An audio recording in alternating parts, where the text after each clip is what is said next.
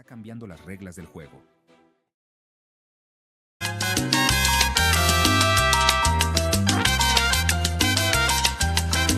Soy Bravo y esto es Franco y Bravo. Soy Oscar Eduardo Bravo, les doy la más cordial bienvenida a ATV+. Estamos los sábados y domingos de 8 a 9 de la noche a través de esta señal importantísima que congrega a más de 20 millones de peruanos todos los días a través de esta importante señal. Vamos a hablar de política hoy domingo. Vamos a hablar con el ex senador de la República, el ingeniero Javier Díaz Orihuela, de Acción Popular, toda una institución en la política peruana. Y en la segunda parte de nuestro programa estará el precandidato a la presidencia de la República, Carlos Morales Andrade. Así empieza Franco y Bravo. ¿Cómo está, mi querido senador? Querido Osi, qué gusto de saludarlo. Eduardo, es un placer. Para mí un gusto. En programa. De mucho tiempo que lo veo. Así es. Lo veo muy bien, si no es indiscreción. No obstante a los años, ¿no? ¿Cuántos? Bueno, ¿y cuántos cree usted? 85, 84. 92. Wow. ¿Y de pie? Se ha subido 3 pisos tranquilito. De un solo Con tirón. calma. Ah, ¿y esa actividad física? Bueno, es, yo creo,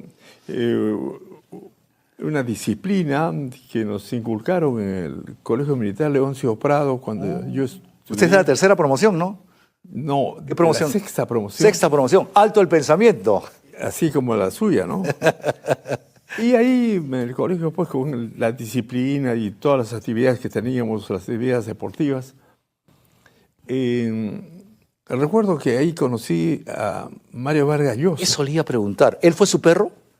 Sí, él fue. Ah. Pero Usted fue la ciudad, él fue el perro. no, era un muchacho muy serio, una persona muy tranquila, ¿no? Y escribía novelitas muy bonitas, ¿no?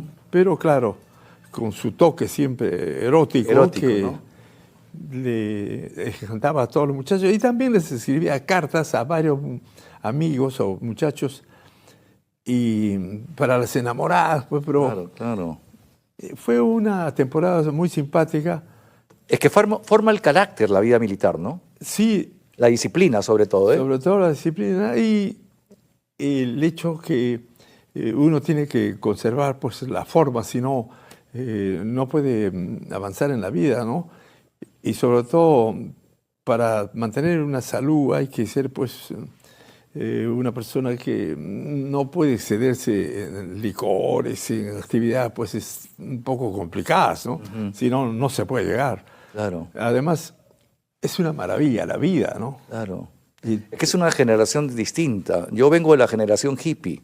En mi generación era sexo, alcohol y drogas. Sí. En la suya era totalmente distinta. Sí, mi generación pues era de los años del 45, 48, 50, ¿no? Claro, claro. Qué linda época.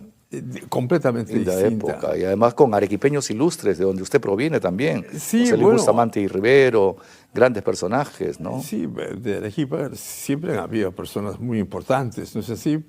Como José Luis Bustamante y Rivero, el presidente de la República, ¿no? Que gana las elecciones pues, de forma extraordinaria con el Frente Democrático, Claro. en donde aparecen ya una serie de personajes en condiciones de política seria, ¿no? Claro, de donde viene el mismo Fernando Belaúnde, que también tiene orígenes arequipeños. Es más, hay la familia de Belaúnde y Belaúnde nomás, ¿no? Sí, es la familia, por ejemplo, de Alfredo de Belaúnde Guinassi, ¿no? Ya ves. Que seguramente lo conoce, gran amigo mío. Y efectivamente la familia del presidente son los Belaúnde y los Díaz Canseco, ¿no? Los 10 Canseco también. Pero, y en Arequipa vivía, mientras Fernando Belaúnde vivía en Lima y su padre, don Rafael, también vivía en Lima, en Arequipa vivía la tía Lola Belaúnde Díaz Canseco, una mujer de mucho temple, Mucho temple. de mucho arraigo. Los políticos arequipeños han dado mucho que hablar. Núñez del Prado también. Sí, René Núñez del Prado, que fue senador, colega suyo, ¿no? sí, de un senador de izquierda, pero correcto, una persona notable. Fue senador conmigo. Claro. Ahora, usted fue alumno de Fernando Belaúnde, ¿eh? ¿En la Universidad de Ingeniería? En la Universidad de Ingeniería, yo estudiaba Ingeniería Civil y el presidente, mejor dicho, el arquitecto Belaúnde, era profesor y decano de la Facultad de Arquitectura, pero a Ingeniería Civil les enseñaba el curso de Planeamiento Nacional y Urbanismo. Qué lindo curso. Entonces, era completamente distinto, ¿no? Belaúnde venía con su camisita corta, su Coca-Cola. Todos los otros catedráticos eran, pues, tan elegantemente vestidos como está ahora Oscar Eduardo. Estamos. Y, bueno, totalmente diferente, pues, y de todos los teoremas, problemas, sí, pura matemática, de repente comienza a hablar del planeamiento nacional del Perú, de lo que ha sido, es y podría ser. Entonces, era un curso que ya no podía darla en el aula de la Facultad de Ingeniería Civil, sino que había que darla en el auditorio de la Facultad de Arquitectura, porque había mucha gente. Claro. De modo que era muy simpático. Ahora, con ustedes, con sus alumnos, es que empieza la vida política, es que empieza el Frente Democrático. Estuvo usted el 1 de junio, estuvo usted en la Plaza de la Merced, en el famoso Manguerazo, donde fue el bautizo político, si se quiere, de Fernando Belaúnde Terry, que hizo que su partido llegue 4 veces al poder. Bueno, lo que sucedió, pues, es que los alumnos, cuando nos enteramos que Javier Álvaro Orlandini del Frente de Juventudes Democráticas lanza a Fernando Belaúnde, y Fernando Belaúnde da una respuesta a la juventud en un documento que publica la prensa, que en ese entonces la manejaba Pedro Beltrán Espantoso, ¿no? Y era, pues, un planteamiento, prácticamente un plan de gobierno, ¿no?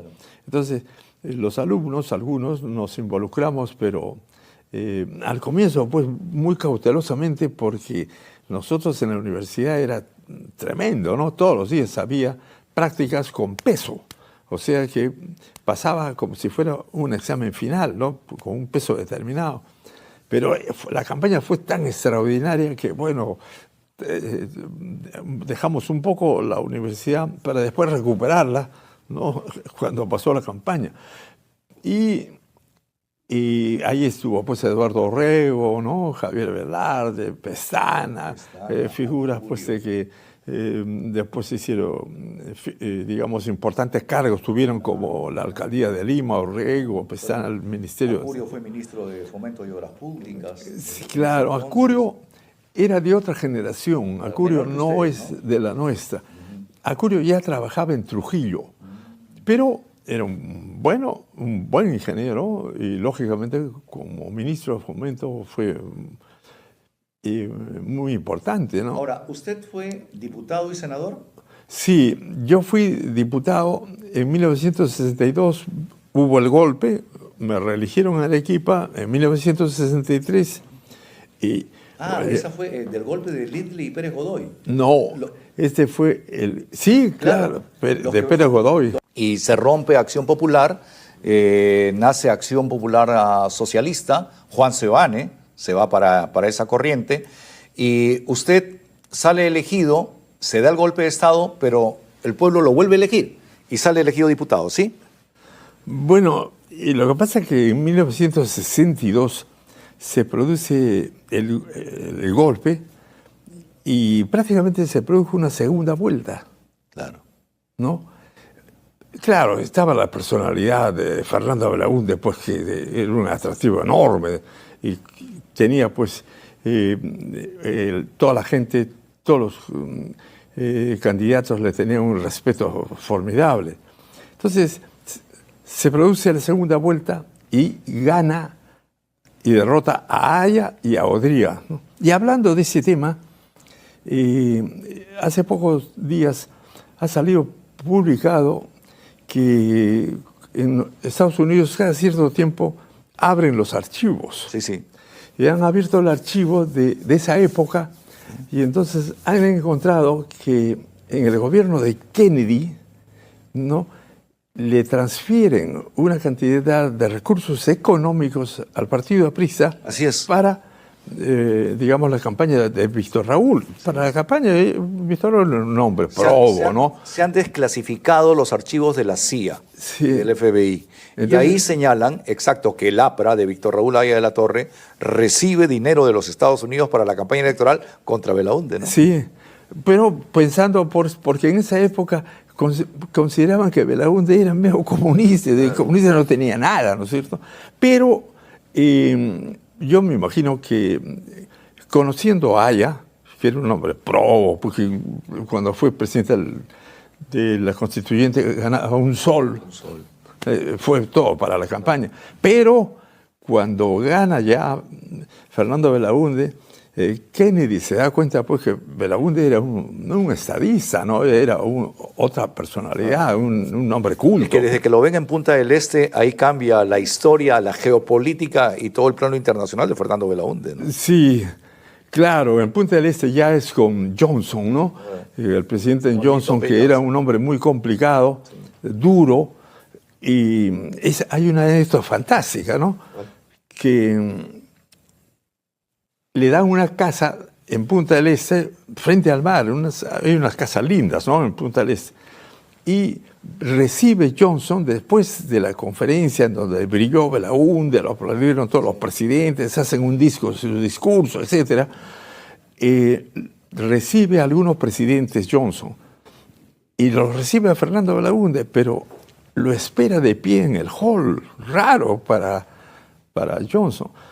Y se saludan, hablan en inglés, pasan a un lugar, se sientan y Belaúnde iba acompañado del canciller de la República, que era el senador por Arequipa, Jorge Vázquez Salas, y por Pedro Pablo Kuczynski, que era un funcionario de gerencia en el Banco Central de Reserva. Claro. ¿No? Y entonces lo recibe, y lo primero que dice Johnson, bueno, cuando ya están sentados, ¿no? Sí. Bueno, ustedes vienen por plata. Belaúnde se quedó pues impactado, ¿no? Le dice, no, señor presidente, nosotros venimos para intentar lograr créditos. Entonces, Kuczynski, que era un hombre impulsivo, y hasta ahora lo es, ¿no es cierto? Y además de coraje, le dice, sí, al presidente Johnson, sí, hemos venido por plata. Entonces Johnson lo llama a su asesor que está ahí. Entonces, para los señores, $40 millones. De arranque. Bueno, conversaron un poco. 40 millones era muy buena plata, época, ¿no? Un montón. Y ¿qué sucede? Que en la noche el presidente de la República del Uruguay da una recepción. Y de repente, eso me lo ha contado Pedro Pablo Kuczynski, de repente una manota enorme siente en el hombro que lo remueve y Johnson, y le dice a Pedro Pablo Kuczynski, me gustan los hombres cuando hablan claro. Pero claro, las cosas como son, los puntos sobre las jotas. Bueno, y la gran ventaja de Pedro Pablo y del presidente Belaúnde es que los dos pues hablaban inglés perfectamente y francés también. Sí. ¿No? Porque el presidente, cuando su padre estuvo deportado, pues estudió mucho en los Estados Unidos. Senador, ¿cómo ve la política peruana actualmente? Me imagino que con pena. Bueno, yo lo veo con mucha esperanza. Yo soy una persona optimista. Este es un país que tiene tal potencial, ¿no? Que es fantástico. De lo que yo he hecho política en 1956 y he visitado una serie de ciudades y pueblos con Fernando Belaúnde, y los he visitado ahora o el año pasado, el cambio es enorme, es algo increíble, ¿no? Es otro Perú. Es otro Perú, ¿no? Y el crecimiento urbano. La verdad es de que la gente dice, estamos en una pobreza, en una situación difícil, dramática, pero yo, que lo he vivido, me doy cuenta que no es así, que hay una transformación y que últimamente hay una esperanza enorme y se nota porque los indicadores macroeconómicos del país son formidables, ¿no? No se puede pedir más. Claro. En ese momento, con un gobierno que no tiene, pues, un grupo de técnicos especializados, o por lo menos gente que está acostumbrada a manejar o ha manejado grandes empresas, porque ¿qué cosa es un país? Un país es una empresa enorme, gigantesca, ¿no? Entonces, la cosa es complicada. Pero los indicadores macroeconómicos son muy buenos, ¿no? Muy alentadores. El hecho de que el PBI pueda llegar a fin de año a 3.4, 3.3, ¿no? El hecho que este primer semestre haya crecido, llegado a casi 3%, es realmente tal vez el mejor país de América en ese crecimiento, en ese desarrollo. Pero con una dificultad muy grande en su propio gobierno, porque prácticamente hay un desgobierno. Nuestro país camina en automático, en piloto automático. No importa quién sea el presidente. Mire, hemos tenido 7 presidentes en 7 años. Parece que el éxito está en tener un presidente por año para que tengamos este tipo de crecimiento. O sea, no interesa quién gobierna. El peruano sigue en su chamba, sigue en su trabajo. Lo que pasa es que el sector privado es potente en el Perú, ¿no? Y las inversiones del sector privado están creciendo, ha habido muy buenos, y el manejo del Banco Central de Reserva en relación a la inflación, muy profesional, ¿no? Lo ha hecho Julio Velarde con mucho criterio, y además las tasas referenciales las maneja apropiadamente, y aunque el presidente de Petroperú le quiere dar lecciones a Julio Velarde, eso es algo ridículo. Es la única ¿no? empresa petrolera en el mundo que pierde plata. Sí, pues, tener petróleo y no tener plata, no. La empresa tiene más o menos unos 14.000 millones, incluyendo los bonos, y en que activos. lanzó en activos. Tiempo atrás. Entonces, es una locura. En fin, ese es un problema que hay que resolverlo de alguna manera, y me imagino que lo hará el próximo gobierno. Pero, por lo demás, hay, yo creo, confianza. Me parece que las agroexportaciones han sido fantásticas, ¿no?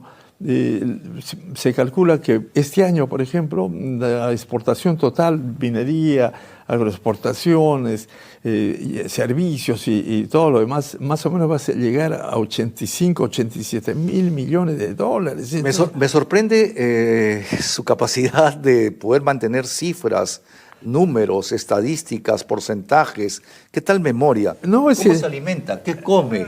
Para poder tener esta vitalidad y esta memoria. Lo que pasa es que como soy ingeniero y trabajo, porque yo voy a mi oficina. Construyendo. He hecho muchas carreteras, edificios.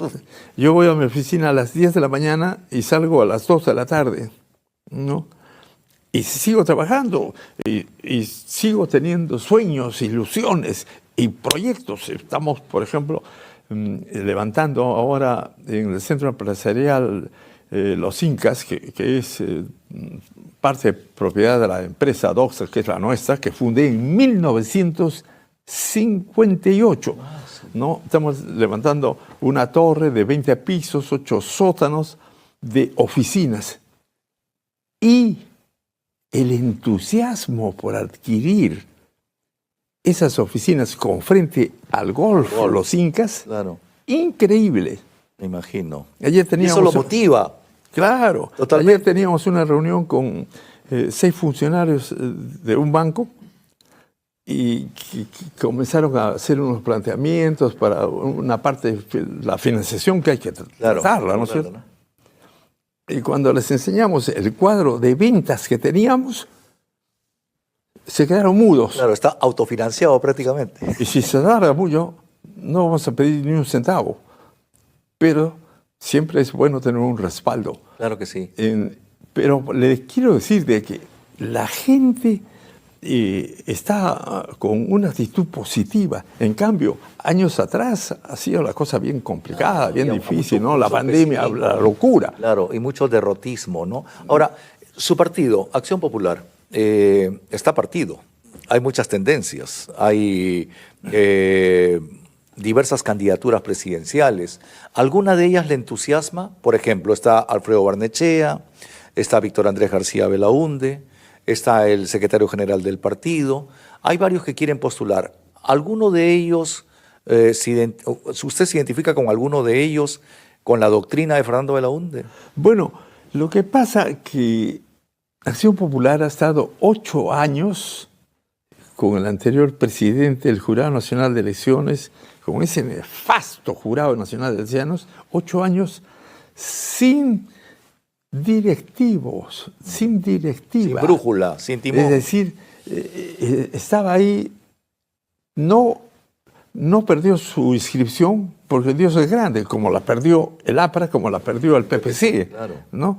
Pero, no obstante que no tenía ninguna actividad, ni el Estado le daba un centavo que le correspondía por los diputados que tenía, o congresistas, le cobraba millones de soles. Es decir, una tragedia ha sido, porque en vez de utilizar los pocos recursos de Acción Popular que damos los afiliados, había que pagarle como multa al Jurado Nacional de Elecciones. Era una broma, era una cosa ridícula. Recién es que los han reconocido y entonces ha entrado un proceso de formalización con elecciones y todo lo demás, pero como ha estado desarmado, la situación se ha complicado, pero ahora se tiene el presidente, se tiene el secretario general, los directivos, también recibe recursos que le corresponden por ley, y me imagino que lo tratan con mucha pulcritud. Y bueno, resulta pues de que siempre en Acción Popular, es decir, a partir de Fernando Belaúnde, ¿no?, la elección para el candidato a la presidencia ha sido un voto por afiliado, claro, ¿no? Una cuestión democrática. Nadie la practicaba, a excepción de Acción Popular, para senadores, para diputados, y con mucho éxito. Yo he sido senador con un voto por afiliado en la reelección, no en mi primera senaduría, porque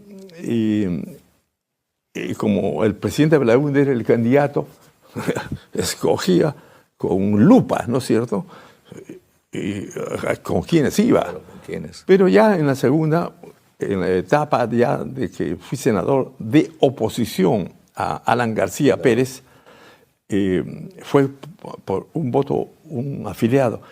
Ese sistema también compite con la otra posibilidad de que tienen los partidos de elegir por delegación. Es decir, nombran a una serie de personas, en el caso de Acción Popular creo que son 87 personas, que van en un conciliábulo, ¿no?, elegir al candidato.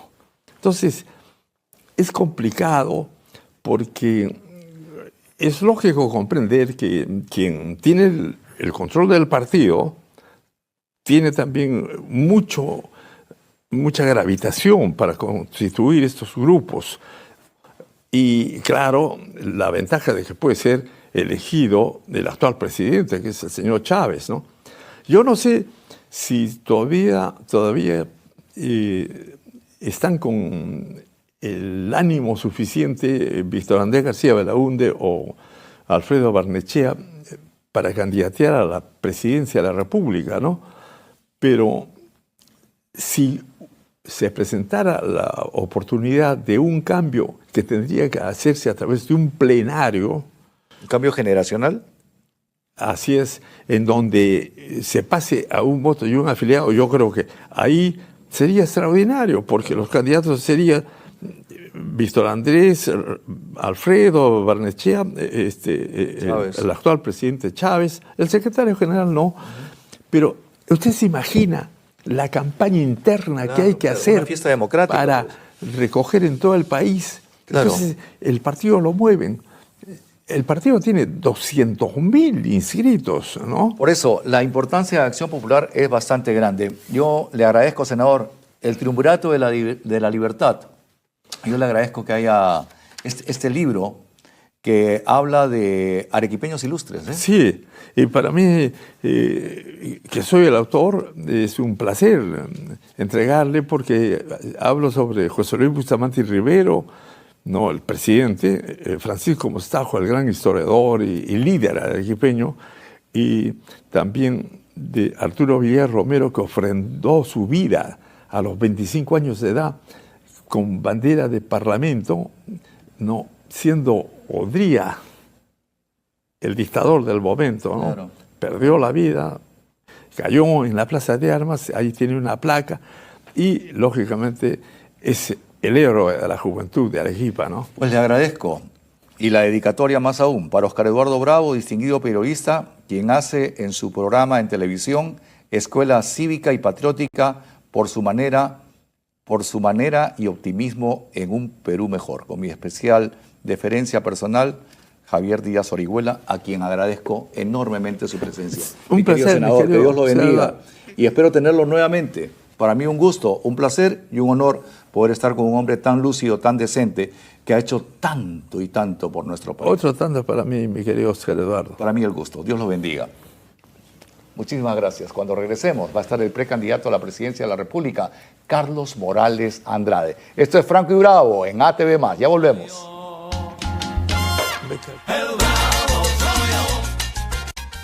Contextos Digitales X con Carlos Cabasa. Prensa Noticias Skynet. www.noticias.com